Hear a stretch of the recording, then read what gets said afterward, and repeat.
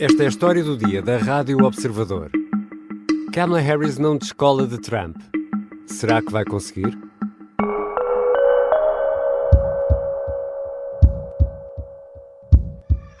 What kind of country do we want to live in?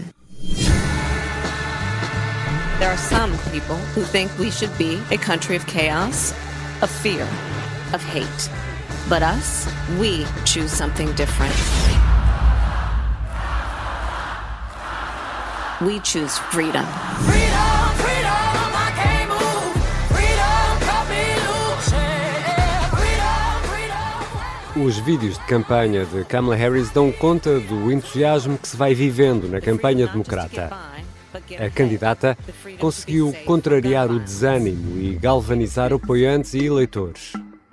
Mas Trump e Harris seguem empatados ou vão ganhando pequenas vantagens num ou noutro estado. E a mês e meio das eleições presidenciais de 5 de novembro nos Estados Unidos, tudo está em aberto. Kamala Harris conseguiu chegar aqui, mas será que vai conseguir distanciar-se de Trump? E não está a conseguir crescer mais porquê? É sobre isto que vou conversar com Bruno Cardoso Reis, historiador, professor universitário, autor do podcast da Rádio Observador 5 Continentes. Eu sou o Ricardo Conceição e esta é a história do dia de sexta-feira, 20 de setembro.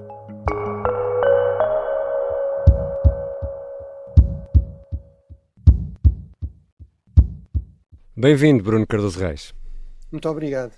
Bruno, vamos falar de sondagens e tendências, mas aqui na História do Dia nós gostamos de explicar tudo bem explicadinho logo desde o início e importa perceber ou explicar porque que podem ser enganadoras as percentagens nacionais das sondagens no que toca a intenções de voto.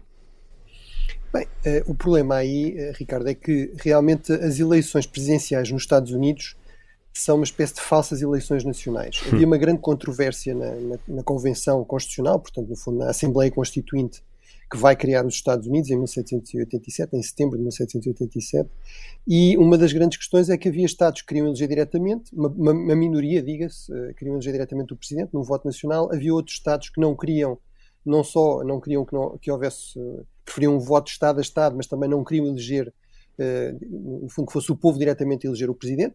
Hoje nós achamos isso natural, mas na altura não havia basicamente exemplos disso. As poucas repúblicas que existiam não tinham só um presidente, esse presidente não era diretamente eleito. É, por exemplo, o modelo que ainda hoje existe ou sobrevive ainda na Suíça, que é uma presidência coletiva de 5, que vai rodando, há um que assume, digamos, a presidência da presidência ano a ano, mas são eleitos pelo Parlamento. E, portanto, o que isto significa é que o mecanismo que foi encontrado é o do colégio eleitoral, ou seja, basicamente o que conta é o resultado, Estado a Estado, e sobretudo um outro fator que é o peso desses Estados, que tem sobretudo a ver com a população, nesse colégio eleitoral. E, portanto, não é muito importante, concretamente, para a Kamala Harris ter ainda mais apoio na Califórnia, onde ela já domina com mais de 20 pontos percentuais de vantagem o Donald Trump. Por muito que ganhe mais votos na Califórnia, isso não vai alterar o resultado final no colégio eleitoral. O que contam são os tais estados oscilantes que ora dão a vitória a um, ora ao outro. E já vamos falar mais em pormenor desses estados. É aí que reside também aquela explicação de que, por exemplo, Hillary Clinton teve mais votos em nível de percentagem nacional, mas quem ganhou as eleições foi Donald Trump. E falamos muito de sondagens. Exatamente, aconteceu 5 vezes, Ricardo, na história dos Estados Unidos, 2 já neste século, em 2000 e em 2016, e no caso de Hillary Clinton foi apenas, entre aspas, por 3 milhões de votos. Ela teve mais de 3 milhões de votos do que Donald Trump, mas Exato. Perdeu no colégio eleitoral. 3 milhões nos Estados Unidos não é muita coisa, e a história também nos dá outras lições, Bruno. Sim, realmente a história dá-nos lições no sentido de, no fundo, percebermos certos padrões. Desde logo que, desde meados do século XIX, que basicamente só ganham, não é basicamente, é mesmo, só ganham candidatos ou do Partido Republicano ou do Partido Democrático. Portanto, há uma enorme tendência estrutural, vamos dizer assim, para o bipartidarismo. Isso dá uma enorme vantagem a quem consegue ser nomeado por um destes dois partidos. Passa logo automaticamente a ter algumas hipóteses de ser eleito presidente. E outra coisa que a história também nos mostra é que há ciclos de domínio de um ou de outro partido e há ciclos de transição em que não é muito claro quem é que vai dominar. Por exemplo, no século XIX, até até os anos 30 do século XX dominou o Partido Republicano de Lincoln, só por 2 vezes é que houve um presidente democrata, depois houve um período de várias décadas de hegemonia do Partido Democrático. Nos últimos anos, basicamente desde o início do século XXI, o que temos é uma tendência para eleições muito renhidas, com resultados muito incertos até basicamente a data das eleições. A única exceção foi eventualmente a vitória de Obama em 2008, mas realmente isso diz-nos que provavelmente é isso que vamos ter, ou seja, uma eleição bastante renhida, e aí as sondagens confirmam o histórico, vamos dizer assim. E há pouco falaste nesses estados onde tudo se joga, e são 7. Quais são esses 7 estados, Bruno Cardoso Reis? Exatamente, ou seja, os estados não são todos iguais. Temos estados que são realmente os chamados swing states, ou estados oscilantes. Nestas eleições de 2024, há um grande consenso que são basicamente, vamos dizer, 3 a norte, a Pensilvânia, o Michigan e o Wisconsin, depois 3 na zona mais a sul, dos estados históricos do sul, a Carolina do Norte e a Geórgia, e depois 3 no oeste, e depois 2 no oeste, o Nevada e o Arizona. E portanto num total de 7 estados que oscilam, ora dão a vitória a um, por um lado historicamente, e por outro as sondagens neste momento são tão renhidas, são tão próximas, que basicamente ou há empate ou há vantagem de um lado ou do outro, mas por margens muito curtas, de 1-2%, o que significa que basicamente estão na margem de erro, ou seja, estão empatados. E porquê que a Pensilvânia é aqui o estado dos estados? Porquê que está a suscitar tanto interesse? Eu diria principalmente por 2 razões. Uma é uma razão bastante objetiva, que é, se olharmos para este mapa, digamos, do colégio eleitoral, temos o número de grandes eleitores estado a estado, como eu digo, corresponde basicamente à população, portanto os estados mais populosos têm mais eleitores. Ora, destes estados oscilantes, a Pensilvânia é aquele que tem mais grandes eleitores, tem 19. O mais próximo disso depois é a Carolina do Norte e a Geórgia com 16, mas, por exemplo, o Nevada e o Arizona somados dão 17, ou o Wisconsin e o Michigan somados dão 25, portanto, só a Pensilvânia tem aqui um peso muito grande. A segunda outra grande razão é que é fundamental para vencer a Pensilvânia conseguir o voto digamos, dos trabalhadores menos qualificados, dos homens brancos, digamos, operários menos qualificados. Se a Kamala Harris não conseguir isso na Pensilvânia, provavelmente também vai perder noutros estados, por exemplo, no Michigan, no Wisconsin, no chamado Rust Belt, e mesmo noutros destes estados oscilantes, e portanto diria que é sobretudo por essas 2 razões. Nessa altura, Kamala Harris e Donald Trump estão empatados a nível nacional, na tal percentagem nacional, mas aqui na Pensilvânia a candidata tem uma ligeira margem.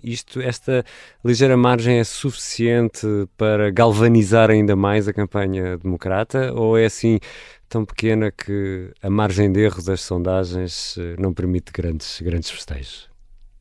Sim, eu diria que não permite grandes festejos, ou seja, na média das sondagens anda à volta de 2%.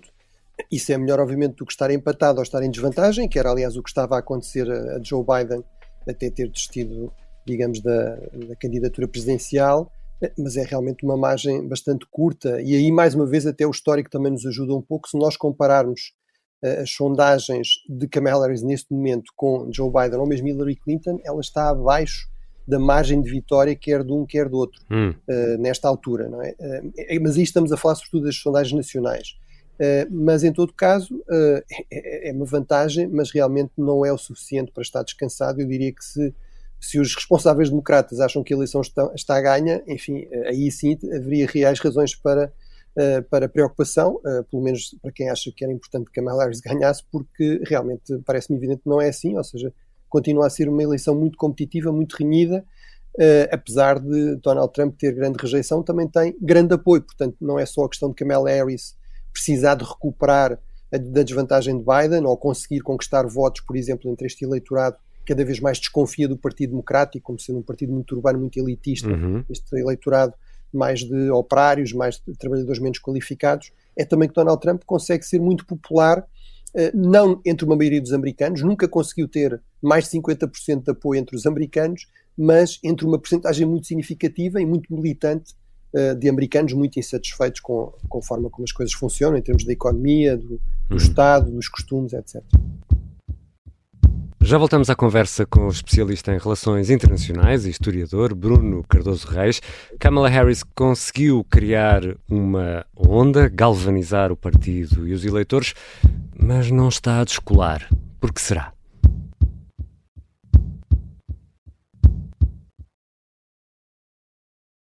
Estamos de regresso à conversa com Bruno Cardoso Reis, autor do podcast 5 Continentes e também presença regular noutros podcasts da Rádio Observador, como o América Dividida e o Gabinete de Guerra. Bruno, nos Estados Unidos há também um fenómeno muito interessante que até ver por cá não se verifica, ou pelo menos não tem a mesma força, que passa pelo apoio das celebridades. Oprah Winfrey tem agora uma ação conjunta com Kamala Harris, fez o mesmo, apoiou Barack Obama e quando fez, a agulha mexeu, houve esse apoio de Oprah Winfrey a Barack Obama, fez mesmo mexer a agulha.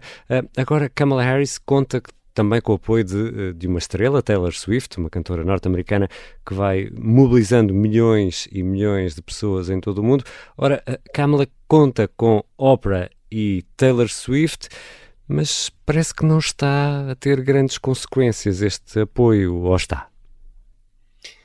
Bem, eu diria que isto, por um lado, deve-nos fazer lembrar que, enfim, à partida as pessoas, pelo facto de gostarem de ver uma estrela na televisão ou de ouvir uma estrela na rádio, enfim, na música, não quer dizer que automaticamente votem de acordo com o que essa pessoa diz, não é?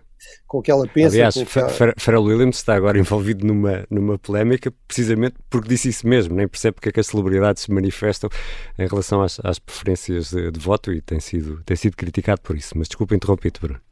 Não, exatamente, é um ponto pertinente, ou seja, há inclusive essa discussão se será muito legítimo ou não. A minha posição é, à partida, eles são cidadãos livres, à partida, nos Estados Unidos, aliás, há um princípio, digamos, quase que extremo de liberdade de expressão, de defesa de opções políticas. Se o Elon Musk pode declarar, e até declarar com milhões depois de financiamento, quem é que apoia, também pode o George Clooney ou a Oprah Winfrey. Apesar de tudo, eu diria, estes dois casos são talvez um bocadinho distintos, mas não é expectável que tivessem aqui um impacto, digamos, tremendo, que alterasse as dinâmicas da corrida. Acho que isso realmente não existe. Eu diria, tendencialmente serão um pouco mais influentes do que outros. Porquê? Porque a Oprah Winfrey é realmente de longe a mais popular na televisão americana. É alguém que não é vista propriamente como completamente alinhada com um partido, como por exemplo é o caso de George Clooney, que é aliás um grande financiador do Partido Democrático. Portanto não dá assim apoios políticos com tanta frequência e portanto para aqueles eleitores mais moderados, mais indecisos, pode ter algum impacto. Por outro, eu diria que Taylor Swift também é um caso um pouco especial e sobretudo, digamos, pelo grau de militância das suas fãs, dos seus fãs, das Swifties. Os Swifties e as Swifties, e sobretudo esta questão que é um eleitorado jovem que muitas vezes se manifesta de forma muito vocal, muito visível nas redes, etc., mas depois não vai votar. E, portanto, se ela conseguir, e ela tem estado, no fundo, a direcionar um bocadinho a sua intervenção nesse sentido, se conseguir direcionar essas pessoas para se registarem para votar, e aí parece já haver indicações de que isso está a acontecer. Algumas e aí a agulha mexeu quando ela... coisa. E, portanto, se esses jovens não só se registarem, mas depois forem mesmo votar, sobretudo naqueles estados oscilantes, como a Pensilvânia, de onde, aliás, ela é nativa, portanto é especialmente popular no seu estado natal, que é a Pensilvânia, se aí as eleições às vezes decidem por 10 mil, 20 mil votos, isso pode realmente fazer alguma diferença. Agora, não me espanta que não seja realmente aqui um impacto visível nas sondagens ou que altere a dinâmica da corrida. Acho que isso seria ter expectativas exageradas em relação à influência destas estrelas. E ao contrário do que muitos previam, Kamala Harris conseguiu galvanizar o partido, gerar a tal onda, um partido que estava um pouco adormecido perante a candidatura de Joe Biden. A candidata tem-se mostrado ao eleitorado, fala muito de si, e isso foi perceptível no debate com Trump, fala muito de si, do percurso pessoal e profissional, mas fala pouco de política, ou é impressão minha, ou é porque Trump poderá ser mais forte em dois pontos-chave nas eleições norte-americanas, que é a questão da economia, os americanos votam com a carteira, como se costuma dizer, e também a questão da imigração. Eu diria, a Kamala Harris realmente conseguiu uma coisa fundamental, que foi inverter aquela onda de pessimismo e desmobilização e sondagens cada vez piores em cada vez mais estados para Joe Biden. Portanto, isso já é algo positivo, do ponto de vista do Partido Democrático, claro. Depois, é verdade que todas as sondagens mostram que há grande insatisfação nessas duas áreas, na economia, sobretudo por causa da questão da inflação, porque os números do emprego e até do crescimento económico têm sido bastante razoáveis ou bons, mas há realmente essa questão do custo de vida, do custo da habitação. Ela aí tem tentado propor algumas coisas, mas tem um equilíbrio complicado, também de não se demarcar completamente da presidência anterior, da administração Biden, da qual foi vice-presidente, e sobretudo a questão da migração, onde Trump, Vance tentam sempre lembrar que ela foi uma espécie de czar da imigração. Porque ela tinha esse ploro, não é? Tinha o ploro, sobretudo, das relações externas ligadas às migrações e não propriamente todo o problema, não da dimensão mais interna de controle de fronteira, etc. Mas, enfim, mas isso é o que ela também alega, mas já está claramente na defensiva num ponto e no outro. Apesar de tudo, ela tenta propor ideias novas, que eu acho que é uma ideia inteligente, ou seja, dizer, ok, temos aqui um problema, vamos tentar fazer melhor, dar mais apoio à habitação, aliviar os preços, vamos reforçar a fronteira. E também aí tem um ponto que é dizer, nós até tínhamos legislação preparada com o apoio republicano e foi Trump que vetou isso, basicamente, que obrigou a que isso não fosse aprovado no Congresso porque queria continuar a usar isto na campanha eleitoral, mas em todo caso são áreas de fragilidade evidente e, portanto, eu acho que tens muita razão, ou seja, ela tenta sobretudo argumentar com esta ideia da viragem de página, de estamos fartos disto, deste caos, desta polarização, Donald Trump encarna isso, portanto vamos virar a página e, portanto, transformar isto sobretudo muito numa questão de caráter e, no fundo, procurar projetar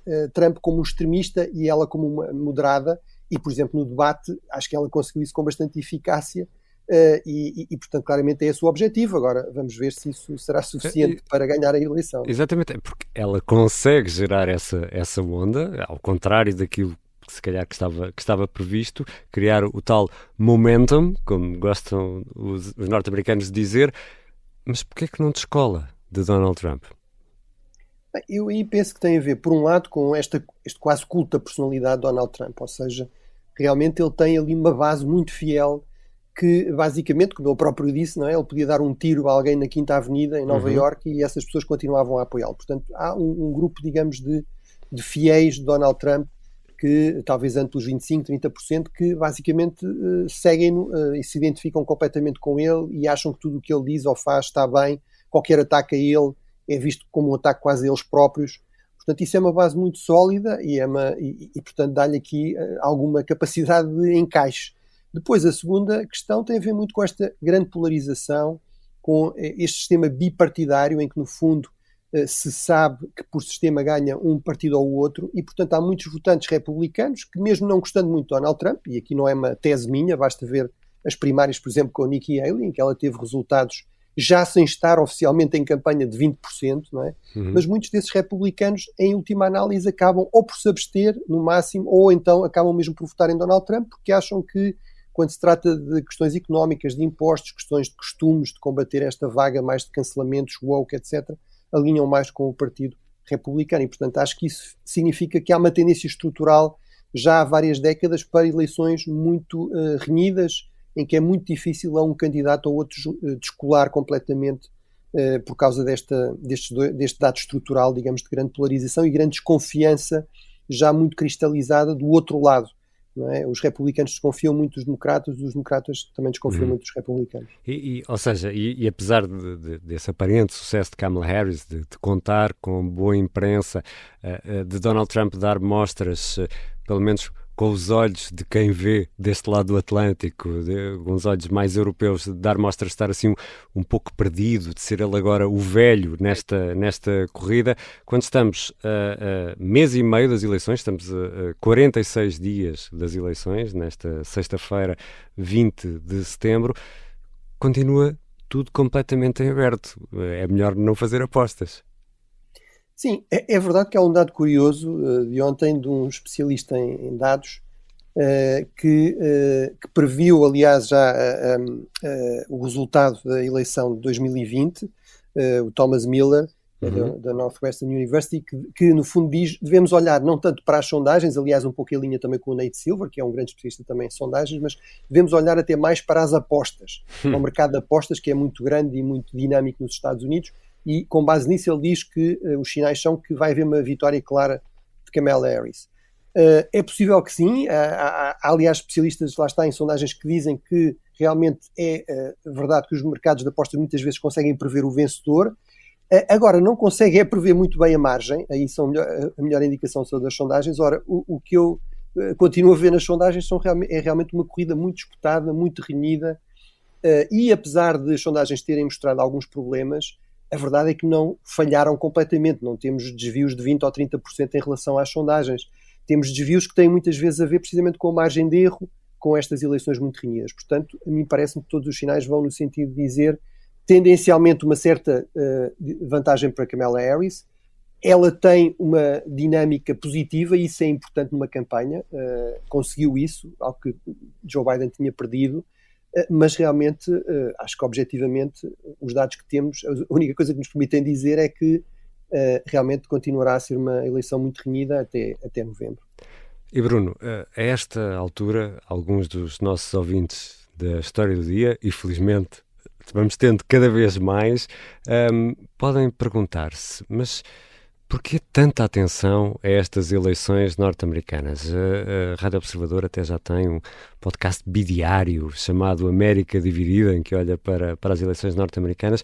Será que tudo isto muda assim tanto em questões que nos dizem respeito? Eu acho que é uma questão perfeitamente legítima. Eu acho que há aqui um elemento que é de uma certa fascinação pelo espetáculo político americano. Os americanos são espetaculares em tudo o que tem a ver com o espetáculo, não é por acaso tem Hollywood lá, fazem da política também muito um espetáculo, portanto acho que há esse elemento, digamos, de uma certa fascinação e portanto não tem a ver com dados objetivos. Acho que é um dado objetivo genérico, que é os Estados Unidos continuam a ser de longe a principal potência em todos os indicadores de poder, são praticamente um quarto da economia global, são de longe a maior potência militar, gastam sozinhos mais do que as 10 potências seguintes em defesa, portanto são uma potência em termos tecnológicos, basta pensar em todas as empresas tecnológicas altamente inovadoras que estão sediadas nos Estados Unidos, portanto são claramente um país com um enorme impacto na política global, quer estejam muito ativos, quer até optem por se retrair mais, por abandonar certas posições, criando certos vazios de poder, e em particular para a Europa, em terceiro lugar, e para Portugal, realmente são de longe o principal aliado, o aliado fundamental em termos de garantir a segurança, a paz e até a prosperidade na Europa desde a Segunda Guerra Mundial, e aí Donald Trump não é um candidato como os outros. Muitas vezes eu era crítico de se ter uma visão muito negativa na Europa de candidatos republicanos como o McCain ou Mitt Romney, que em termos de relações com a Europa eram até ótimos candidatos, que davam todas as garantias de uma boa relação, tão boa ou melhor do que com candidatos democratas, portanto por questões de preferência ideológica, mas eu acho que Donald Trump é realmente diferente, já mostrou isso no seu primeiro mandato e promete ser ainda mais radical no seu segundo mandato, em coisas como, por exemplo, a atitude em relação à Aliança Atlântica e à Rússia e à defesa da Ucrânia e de todo aquele flanco leste da Europa, ou em questões como, por exemplo, as relações comerciais. Donald Trump promete basicamente começar uma guerra comercial como um todo, aumentar de forma generalizada e indiscriminada as taxas alfandegárias, as tarifas. Ora, Portugal, eu recordo, o principal parceiro externo de Portugal fora da Europa são os Estados Unidos. As exportações para os Estados Unidos têm continuado a crescer nos últimos anos. Portanto, tudo isso fica muito diretamente em questão se, por exemplo, Trump optar por iniciar uma guerra comercial para lidar com esta irritação que ele tem de os europeus, por regra, em bens, não em serviços, mas em bens, terem um superávit, portanto, venderem mais para os Estados Unidos, exportarem mais do que importam. É também o caso de Portugal, mas, portanto, Trump tem aí, digamos, prometido uma medida que pode ser altamente negativa para a economia europeia e para a economia portuguesa. Obrigado, Bruno. Obrigado.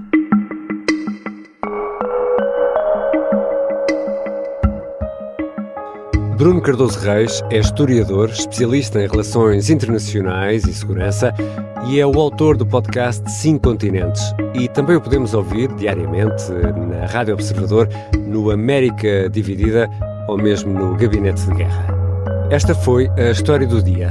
A sonoplastia é do Pedro Oliveira, a música do genérico do João Ribeiro. Eu sou o Ricardo Conceição. Bom fim de semana.